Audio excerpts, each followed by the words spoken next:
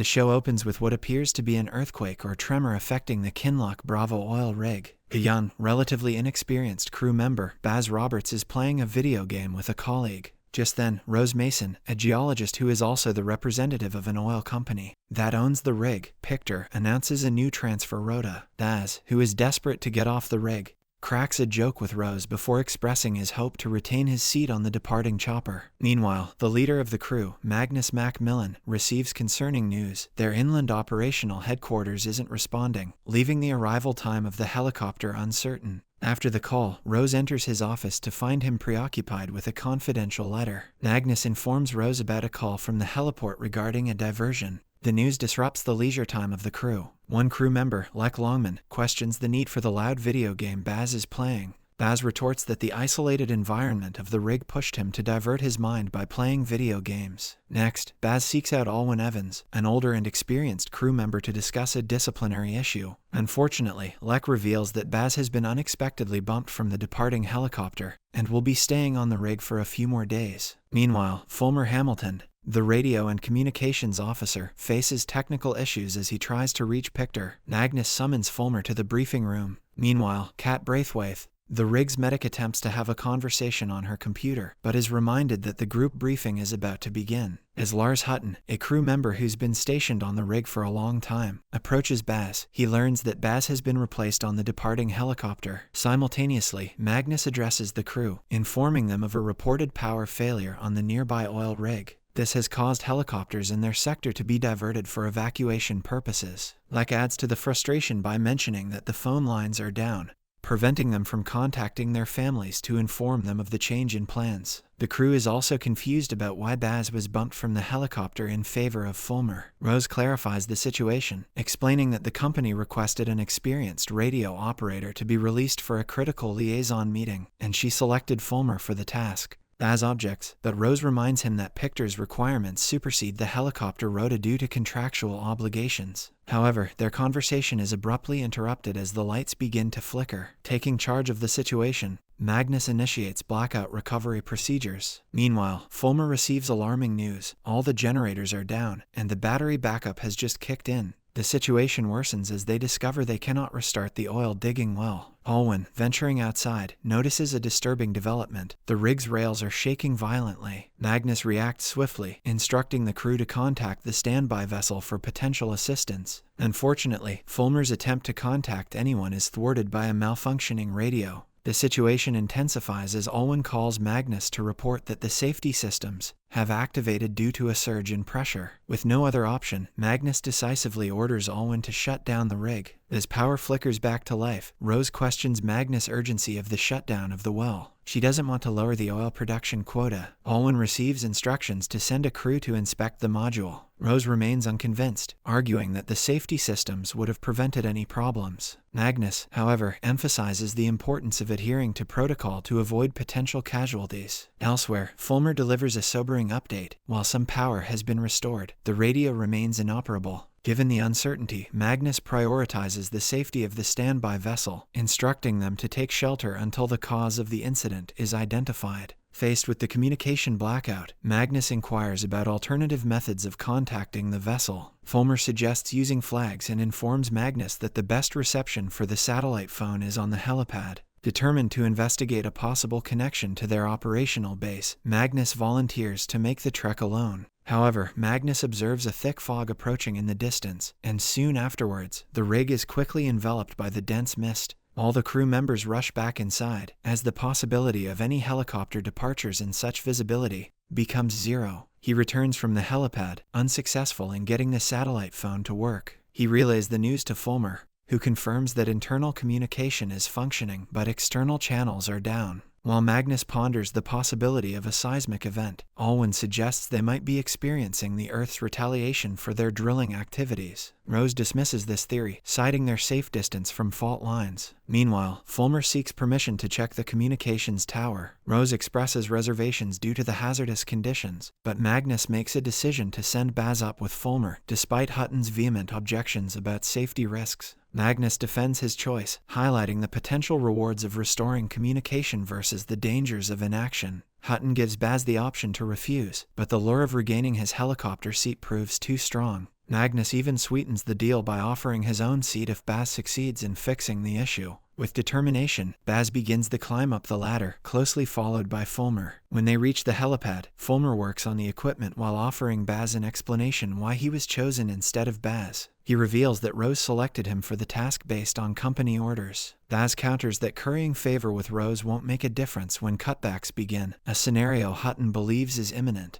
He claims that company representatives never stay for long, suggesting Rose will quickly move on to new opportunities, leaving Fulmer behind once again. Fulmer's anger flares, and he shoves Baz against the railing, demanding why Baz gets to decide who belongs. Relief washes over them as Fulmer successfully repairs the equipment. As Fulmer prepares to descend, Baz accidentally drops the voltmeter. Deciding to leave Baz behind, Fulmer makes his way down. Minutes later, the calm is shattered by a horrifying sight. Baz's body drops from the helipad and crashes on the ground. Magnus screams for help, and Rose rushes to the scene. Fulmer climbs down, claiming Baz was following him down. But Hutton confronts Fulmer, demanding the truth about what transpired. Kat quickly assesses Baz's condition and discovers he is still alive. The crew then springs into action to help him. Meanwhile, Magnus assigns Fulmer a critical task: establish communication with the shore at all costs. Rose presents Magnus with another alarming discovery: a complete loss of pressure in the oil digging pipelines. This incident appears to be part of a larger problem affecting other locations. With urgency, Magnus orders Fulmer to prioritize getting the pipelines back online. Inside the makeshift medical bay, Kat treats Baz's injuries while Lars reacts with emotional turmoil. Kat acknowledges her limitations. Baz's internal injuries are beyond their capabilities on the rig, and surgery is out of the question. Their role is to stabilize him and ensure his comfort until transfer is possible. Lars, overwhelmed by the situation, lashes out and storms out. Alwyn expresses hope that Lars will come to terms with the situation,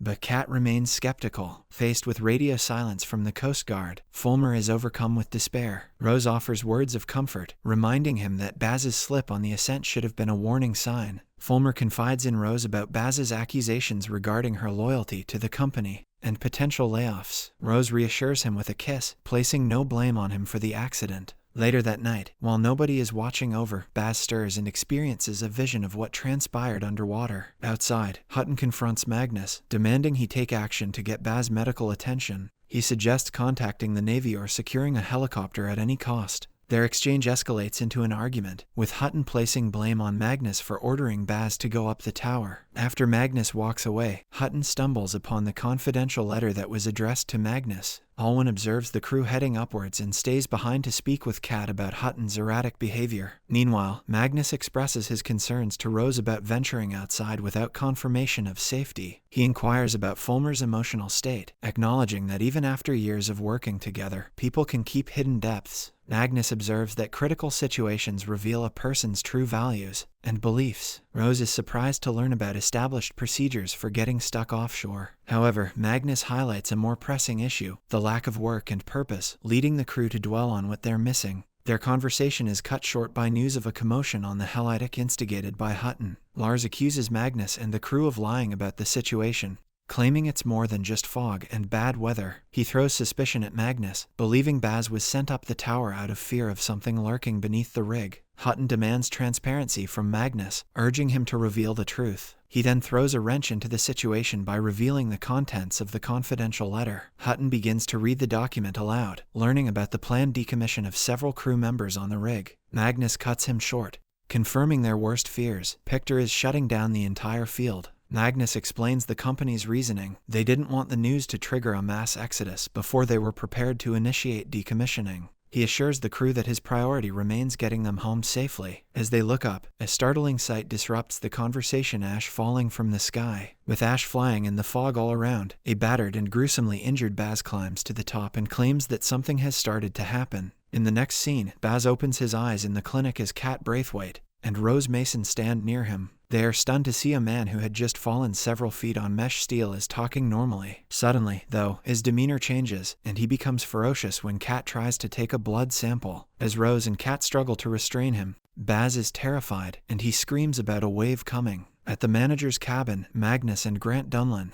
the safety officer, discuss the situation. Having been colleagues for over 2 decades, Dunlin feels betrayed that Magnus never alerted him about the decommissioning that's about to happen. Back in the clinic, Baz is awake, and he undoes the bandage on his arm. Miraculously, a wound where the bone and muscles were sticking out has almost healed. Coincidentally, Heather and Alwyn talk about Baz in the rec room, where Alwyn admits that he'd never thought that Baz would walk again. Suddenly, the crew spots the lights from a standby vessel out in the sea that's signaling to the rig. Lek heads out to the helipad to note down the signals. As Fulmer translates, the message is a pan, or possible assistance needed.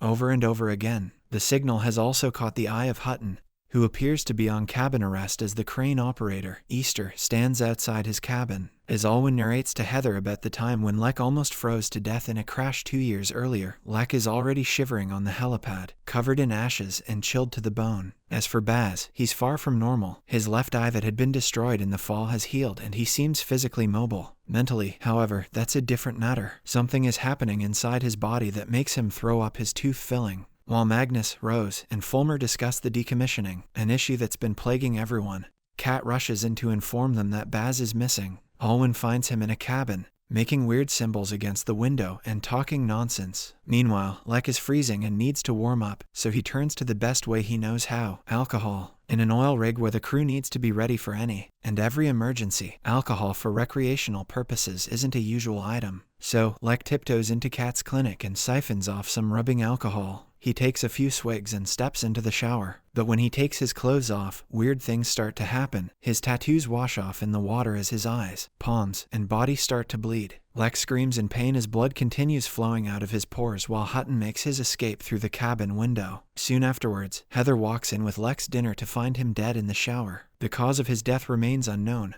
but Dunlin finds Baz's fillings in his cabins. Agnes and Rose theorize that the ones who have been exposed to the ash in the air have been infected by the substance, and it's the substance's presence that's cleaning the bodies of objects it considers impurities. This explains why Baz's inorganic fillings came out, and why Lek's tattoos washed off. Additionally, it's quite possible that Lek died bleeding and clutching his stomach in pain because the substance in the ash was rejecting the rubbing alcohol he ingested. Spotting a torchlight on the deck, Alwyn and Fulmer go down to the deck, where the latter cuts his hand on the lifeboat door. Unbeknownst to the two, Hutton slips inside the cabin. He goes straight for the communications room and signals Sauce to the standby vessel, a tactical mistake because the zero visibility will cause the standby vessel to crash into the rig. Fulmer returns after struggling with the door, and Magnus, Dunlin, Fulmer, and Rose confront Hutton in the radio room. The scuffle almost breaks out between Fulmer and him when Hutton makes pointed remarks about Fulmer and Rose's secret relationship.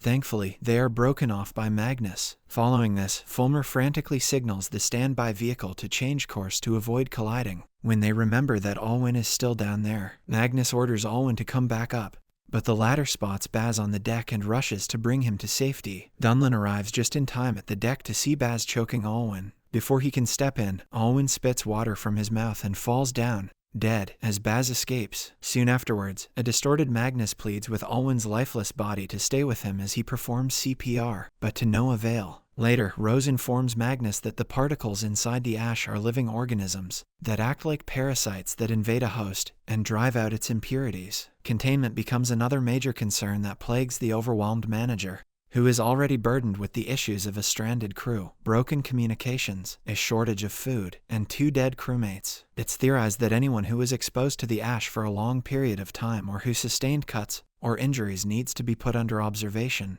A montage of a worried Fulmer flexing his injured hand plays, and then changes to a scene of Baz sitting on the stairs with mean coldness in his eyes. In the following scene, Baz screams as he begs for an answer from the voices that keep howling inside his head, and visions of him murdering Alwyn haunt him. Meanwhile, Rose is still vehemently supporting Pictor, and doesn't yet wish to see the company that will be decommissioning her crewmates as villains. Apart from asserting that her goal is to make the change to take the company towards a greener future, Rose also decides that the best way to separate the infected from the ones who are not is by drawing blood and comparing it with the sample that had been drawn from Baz. Fulmer's hand wound puts him under suspicion, and his relationship with Rose is strained as well. Inside the rec room, situations worsen as Hutton keeps taunting the crew when Heather announces that the fog is clearing up. With the visibility improved, the crew notices smoke billowing from the Kinloch Charlie, indicating that the rig had caught fire or an explosion had happened. Fulmer walks in on Baz going through the medical reports inside the clinic, and the latter escapes with his blood sample before either Fulmer or Rose can apprehend him. In the briefing room, it's decided that the deck areas shall be cleaned as the fog has moved away, and the ash stopped flying.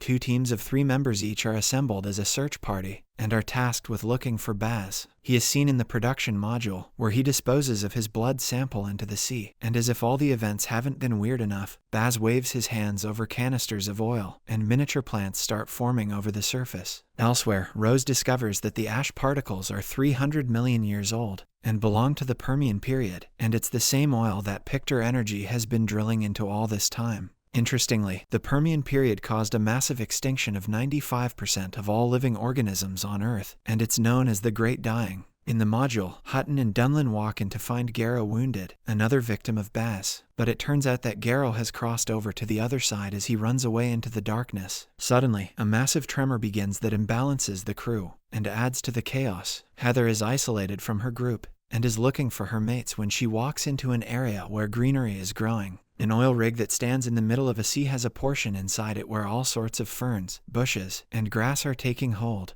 While on her way, Heather suddenly comes face to face with Baz, joined in by Garrow, although neither of them seems harmful. Baz talks about having seen the landscape that existed millions of years ago, and how everything here is heading to its death. Unexpectedly, Hutton comes to Heather's rescue and flashes lights on the 2 men, a probable weakness of the ones who have turned, and helps Heather escape. No sooner than one issue is sorted out, another pops up on the rig, and this time, it's the ignition system, and it's a major one. The ignition system is responsible for burning off the harmful gases and substances that are released by the rig, and unless the system is functioning, the crewmates will be poisoned. Hutton comes up with an old-school solution for how a jammed ignition system used to be fixed back in the day, shooting a flare at it. Before straws can be drawn to select the person for the task, Fulmer volunteers, probably to prove to the crew that he's not joining Baz and Garrow yet, and maybe to earn back Rose's affection. Fulmer is primed into the position to shoot the flare from, but he's struck by sudden inspiration.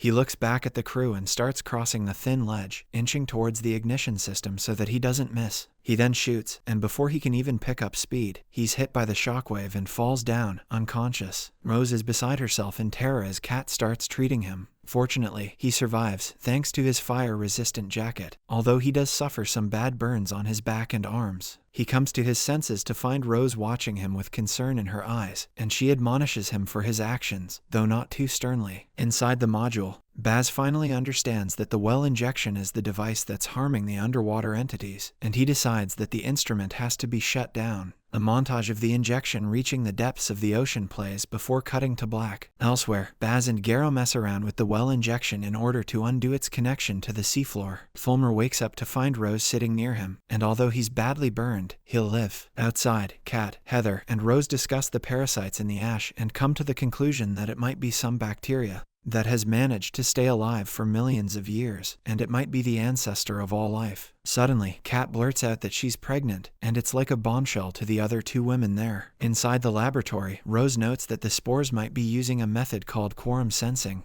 to communicate with Baz. Quorum sensing is a physiological way by which the bacteria talk to each other, allowing them to coordinate and causing diseases in other organisms. In the meantime, Fulmer seems intent on drawing circular patterns, which are later revealed to be the same weird circles that Baz had been drawing on the window panes earlier. While this is happening, Magnus calls Dunlin and Rose to the control room, with Fulmer and Heather in their wake. As the pressure in the rig spirals out of control, the only option is to send a remote-operated vehicle to shut down the rig manually. After some intense deliberation, Easter is called in to operate the vehicle to the bottom of the sea when something on the seabed freaks them out. Concentric rings seem to have appeared around the pipe burrowed into the seafloor, and they seem strangely similar to the drawings that Fulmer and Baz have made. Even Fulmer stares intently into the circles. Inside the module, Baz and Garrow are at their wits' end, seeing the complexity of the well injector. They thus decide to call Fulmer to help with their objective, probably due to the fog clearing. The signal returns, and Rose starts looking up the samples of the bacteria when something called Project Siren comes up.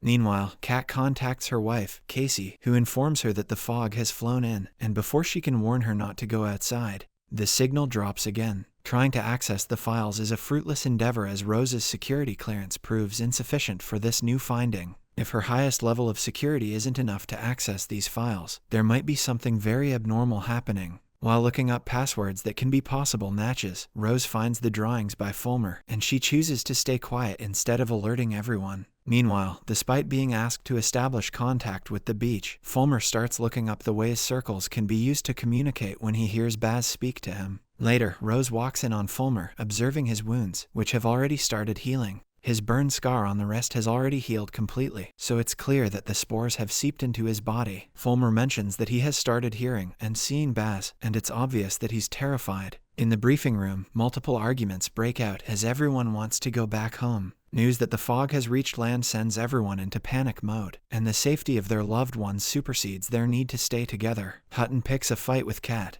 and they almost come to blows when Heather screams to let go of her because she's pregnant. Seeing this, Magnus tries explaining that the safety of his crew matters the most to him, and that was the reason he didn't go home all those years back. But he trails off before being able to mention that's how his son died. Dunlin and Rose attend to him and send him off to get some much-needed rest, and Rose takes charge. She announces that she's with the crew and not Pictor any longer. It seems the deaths of crewmates, an unknown bacterium attacking people, and being stranded in the middle of nowhere have helped Rose have a change of heart. She goes back to Fulmer's room but finds no trace of him, except a note where he expresses his concern for her safety, which is why he had to leave. With her world crumbling around her, Kat stands on the rails only to find Fulmer heading toward the production module. Kat and Rose run after him and enter the module to find greenery covering everything, and strange spores flying around. However, despite being considered harmful, the spores gather near Kat's stomach and approach her very gently. Rose takes Kat outside, and both women are shaken up but unharmed.